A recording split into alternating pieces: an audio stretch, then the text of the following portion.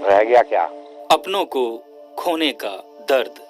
जो ऊपर वाले के चले जाएंगे, कोई सुमे जाकर भूला जाएगा, ये दुख भूलने लायक है, हमने बोल पाने के। उजड़ जाने की। कुटबा और लिसाड़ जैसे गांवों के लोग हिंसा में मारे गए और यहां से पलायन करने वाले लोगों के बारे में बात करने से हिचकते हैं। कई को अफसोस है कि अब मजदूर नहीं मिलते। अब हम दर्द थे, क्यों काम करते, गंडा से चलते थे, बेड़ी बनावे थे, बुग्गी बनावे थे। गाँव को तो नुकसान ही है, मजदूर नहीं, आदमी नहीं मिलता। दंगों के बाद पलायन करने वाले लोगों को वापस लाने के लिए कई पंचायतें भी हुई थीं, लेकिन यहां से गए मुसलमानों में अब वापस लौटने की हिम्मत नहीं है। कुटबा गांव के रहने वाले और केंद्रीय मंत्री संजीव बालियान चाहते हैं कि गांव से गए लोग वापस लौटें। शुरू में ये भी प्रयास किया कि गांव में जो उनके घर है कोई ना खरीदे। हम पूरी तरह कामयाब इसलिए नहीं हो पाए क्योंकि सामाजिक तरह से हो सकता था, कोई कानूनी तरह से आप नहीं रोक सकते। और मैं लगातार चाहता हूँ वापस आए। शायद मैं 5 या 6 महीने में जरूर एक बार उनसे मिलने जाता हूँ। और मेरे रिश्ते आप राजनीतिक मत कहिए, जब मैं जाता हूँ वहाँ बुजुर्ग जो हैं, तो ऐसे बहुत से बुजुर्ग हैं, महिलाएं हैं जिन्हें मैं ताई या चाची कहता था, जिन्होंने मुझे खिलाया है, गोद में खिलाया है, बचपन में उनके साथ खेला हूँ। तो वो रिश्ता गाँव वाला भावनात्मक रिश्ता रहता है, उसे ना धर्म के नजरिए से देखना चाहिए ना राजनीतिक नजर से। तो मैं चाहता हूँ कि गाँव में आए किसी भी तरह से। मैं तो आज भी चाहता हूँ, मैं हमेशा उन्हें कहता हूँ जब भी जाता हूँ उनके पास, गाँव वापस आ जाओ। 27 अगस्त 2013 को मुजफ्फरनगर के कवाल गांव में हिंसा की एक घटना में शाहनवाज, सचिन और गौरव नाम के युवकों की हत्या हो गई थी।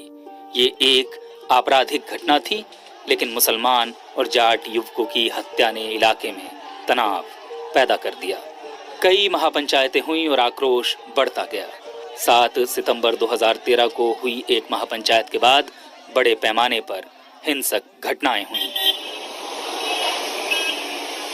मुजफ्फरनगर अब 2013 के दंगों से आगे बढ़ गया है। हिंदुओं और मुसलमानों के बीच जो नफरत पैदा हुई थी वो भी अब कम हो रही है। लेकिन जिन परिवारों के लोग मारे गए वो अंतहीन पीड़ा के चक्र में उलझकर रह गए। पत्रकार राजेश वर्मा 7 सितंबर की हिंसा को कवर करते हुए मारे गए थे। 10 साल बाद भी उनका परिवार इस सदमे से उबर नहीं सका। 3-4 साल तो बिल्कुल ऐसे ही बीते कि जने अभी आएंगे अभी आएंगे। एक विश्वास नहीं हुआ था कि हाँ मेरे पति चले गए। थोड़ी देर को रोते हैं, फिर अपना मन समझाते हैं, अपनी रात काली करें। पूरी रात हो जाता है कि जने अभी कुंडी खटकेगी, अभी आएंगे। अपने पति की याद को करके रोऊं या बच्चों का पूरा पाड़ूं। सचिन एक बेटे के पिता थे। उनकी मौत के बाद पत्नी को सरकारी नौकरी मिली, जो अब उनके परिवार को छोड़कर मुजफ्फरनगर में रहती हैं। उनकी माँ का अधिकतर समय अकेले ही बीतता है। और जो अचानक के मैं इस तरह मारे वे तो हम कहाँ भूल जाएंगे। हम तो जो रास्ते को लिख रहे हैं अभी, कभी डॉक्टर कह चले जाओ, दवा पवा लेने चल जाओ, जो देखा है ना वहाँ चौपले पे, मारे तो तुरंत एकदम ध्यान वो ही आ जाएगा। जो ऊपर वाले के चले जाएंगे, कोई सुमे जाकर भूला जाएगा, ये दुख भूलने लायक है, हमने बोल पाने के। गौरव के पिता रविंद्र चौधरी को शाहनवाज की हत्या के आरोप में कुछ महीने जेल में रहना पड़ा। मुकदमा अब भी चल रहा है। उन्हें अफसोस है कि उनके बेटे की मौत पर सिर्फ राजनीति हुई।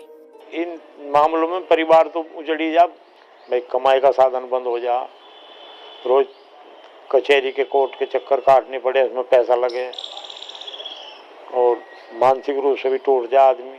फरिश्ता सब रहे, ऐसा ना करते तो वह ऐसा नहीं होता। तो लेकिन जड़ जहाँ तक चली, तो नेताओं का काम है सब अपनी राजनीतिक रोटी सीखें। तो जब तुम हमारा नाम बुला रहे, हर चुनाव में हमारे नाम पर वोट मांगो, हमारे बच्चों के नाम पर वोट मांगो, हम परिवार को नहीं देखता कोई आगे कहाँ रह रहा, कहाँ जा रहे, तुम कैसे रह रहे। है कोई दुनिया में जिसके पास छत ना हो बड़ी। सचिन और गौरव की हत्या के आरोप में शाहनवाज के 2 भाइयों समेत परिवार के 6 लोग जेल में हैं। उनका पूरा परिवार बिखर गया।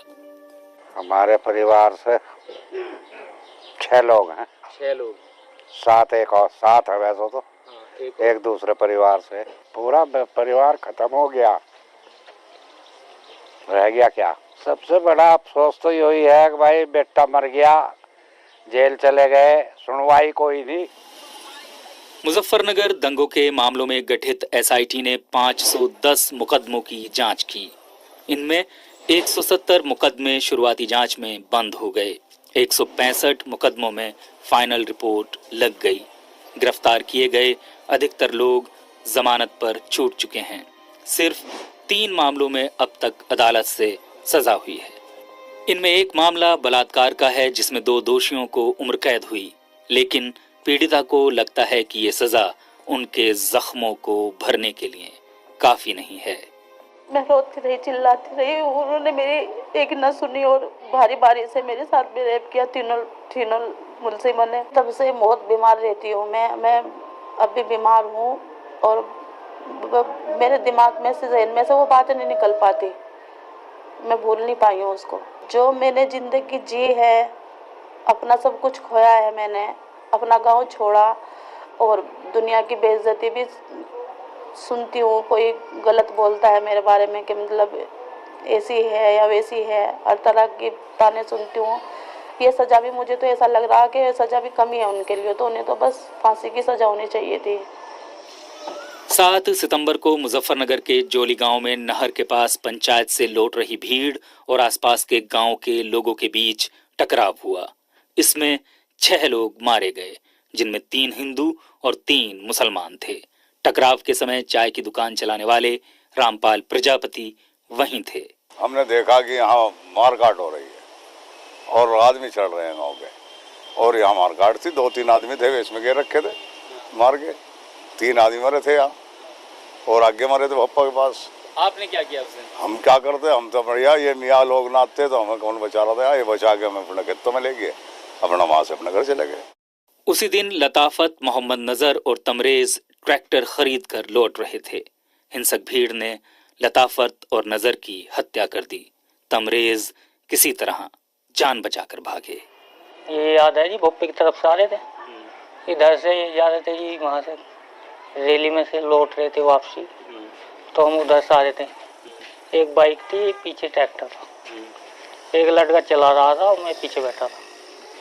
जैसे ही उन लोगों ने गाली ऊपर देते जा रहे थे, जैसे ट्रॉली पे से उतर के हमला करे उन्होंने, उस पे चला रहा था वो, मैं पीछे से कूद के वो बराबर में झूठ ध्यान खड़े है उसमें बढ़ गया था, वो गिर गए। उसकी सुनाई आई, आज मार लिया, बस फिर कुछ नहीं देखा मैंने, फिर भाग लिया। अगर मैं वहाँ रुक जाता तो मार देते मुझे भी, और क्या है। जोगेंद्र वर्मा के पिता सोहनवीर सिंह की जौली हिंसा में हत्या हुई थी। जांच कर रही एसआईटी ने उन्हें लताफत और मोहम्मद नजर की हत्या का अभियुक्त बना दिया। उन्हें जेल भी जाना पड़ा। बाप तो चलो कैजुअलिटी में गया, माँ मेरी सदमे में गई क्योंकि मुझे अरेस्ट किया गया रात को। उन्होंने कहा भाई जिसका बेटा भी चला जाए जेल में और पति चला गया हत्या में, तो उनको हार्ट अटैक हो गया। मैं फिर अगले दिन 3 घंटे की पैरोल पे अंत्येष्टि के लिए घर पे आया था। तो मेरे से ज़्यादा प्रताड़ित, और मैं कब भूल सकता हूँ उस दंगे को।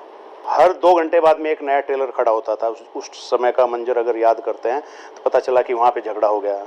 उधर से सीकरी से मुसलमान चढ़ के आ गए, उधर से मुसलमानों के गाँव पे हिंदू चढ़ के आ गए।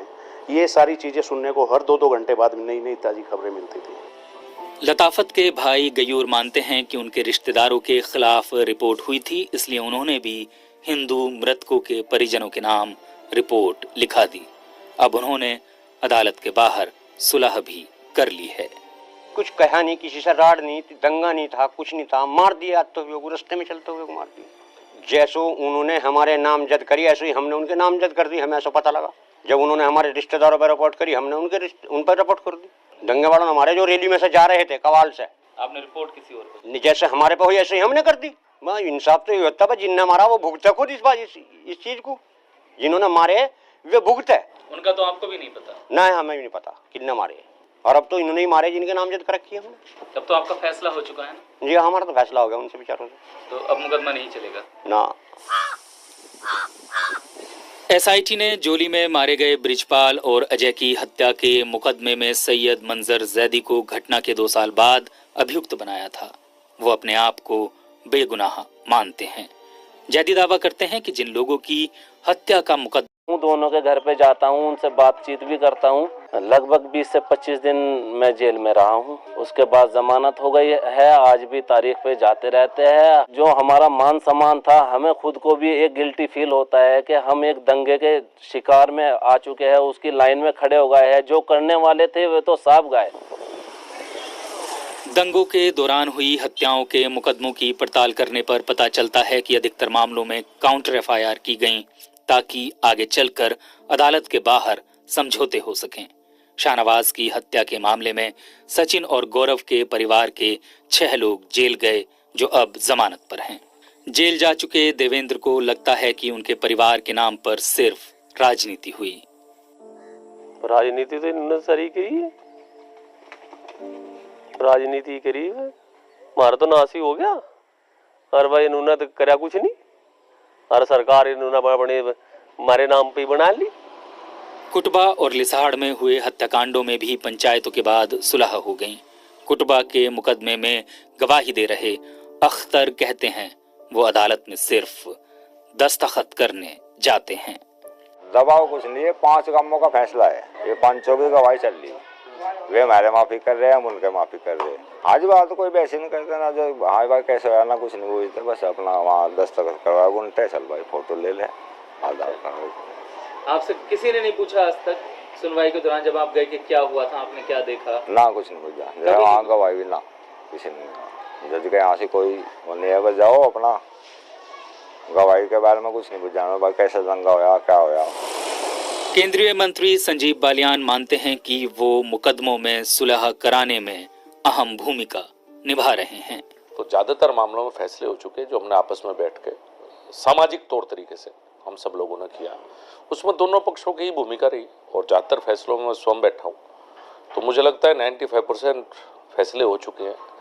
ये तो जो कानूनी और अदालती कार्रवाई थोड़ी लंबी खिंचती है फैसला होने के बाद भी, हम उस मोड़ में है कि ज्यादातर मामलों में फैसला होने के बाद गवाहियाँ चल रही हैं। और जो कुछ थोड़े बहुत बचे हुए हैं उनमें कुछ बाहरी ताकतें कह सकते हैं आप, जनपद में तो सब चाहते हैं फैसला हो, चाहे वो किसी पक्ष का हो, चाहे राजनीतिक व्यक्ति भी हो। कुछ लोग बाहर के हैं जो सो कॉल्ड एनजीओ बनती हैं, वो दिल्ली या बाहर के, जिन्हें मुजफ्फरनगर से ज़्यादा मतलब नहीं, जिन्हें अपनी एनजीओ चलानी है। अगर वे इसमें हस्तक्षेप ना करती तो अब तक 100% मामलों में फैसले होकर सब लोग बरी हो चुके होते हैं। भाजपा विधायक विक्रम सैनी दंगों के एक मामले में दोषी करार दिए गए और उनकी विधायकी चली गई। विक्रम सैनी भी खुद को बेगुनाह ही मानते हैं।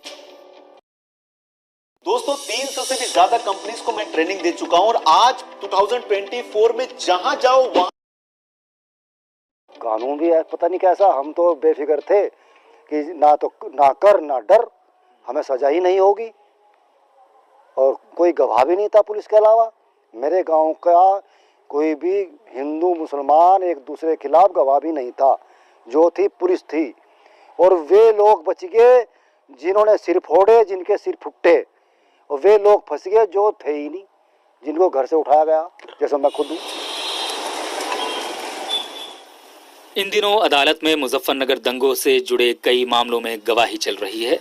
हालांकि इनमें से अधिकतर मामलों में समझौते हो चुके हैं। दंगों के मामलों पर नजर रख रहे अधिवक्ता अकरम अख्तर को लगता है कि सरकार इंसाफ दिलाने के लिए पर्याप्त प्रयास नहीं कर रही। 19 लगभग मामलों में फाइनल रिपोर्ट जो मर्डर के मामले हैं उनमें पेश की गई है, और अटेम्प्ट टू मर्डर के जो ऐसे लगभग 15 ऐसे मामले हैं जिनमें फाइनल रिपोर्ट सबमिट की गई है, जिसमें कहा गया कि इनमें हम कोई एविडेंस उपलब्ध नहीं करा सके। जो लिसाड़ के एक गांव के जहां के 13 लोग मारे गए हैं, तो उनमें भी फाइनल रिपोर्ट लगा दी गई है। आरोप मुक्त हुए हैं लोग, तो उसके खिलाफ भी अपील नहीं की गई है, जो ये दिखाता है कि राज्य सीरियस नहीं है मुजफ्फरनगर के मुकदमों को लेकर के। 2013 के दंगों के बाद बने सांप्रदायिक माहौल ने भारत की सियासत की तस्वीर भी बदल दी। 2014 के चुनाव में भारतीय जनता पार्टी उत्तर प्रदेश में 80 में से 71 सीटें जीतकर पूर्ण बहुमत के साथ केंद्र की सत्ता में पहुंची। 2017 के उत्तर प्रदेश विधानसभा चुनाव में भाजपा ने 325 सीटें जीतकर प्रचंड बहुमत के साथ सरकार बनाई और केंद्र और राज्य में बीजेपी अभी भी सत्ता में बनी हुई है। विश्लेषक मानते हैं कि 10 साल बाद भी मुजफ्फरनगर दंगा सियासत पर असर डालता रहेगा। दंगे का जो नतीजा निकला, उस सोच का फायदा अभी तक की राजनीतिक पार्टियां उठा रही हैं। कहने को तो सब कुछ सामान्य है, धरातल पर सब कुछ सामान्य है, लेकिन सतह के नीचे जो हलचल है, उस हलचल का मजा आज भी केंद्र की सत्तारूढ़ पार्टी ले रही है। अदालत के बाहर हुए समझौतों ने सांप्रदायिक भाईचारा बहाल होने का भरोसा पैदा किया है, लेकिन ये सवाल भी है कि जिन लोगों ने दंगों का दंश झेला, जिनके घर उजड़े, क्या उन्हें कभी इंसाफ मिल सकेगा?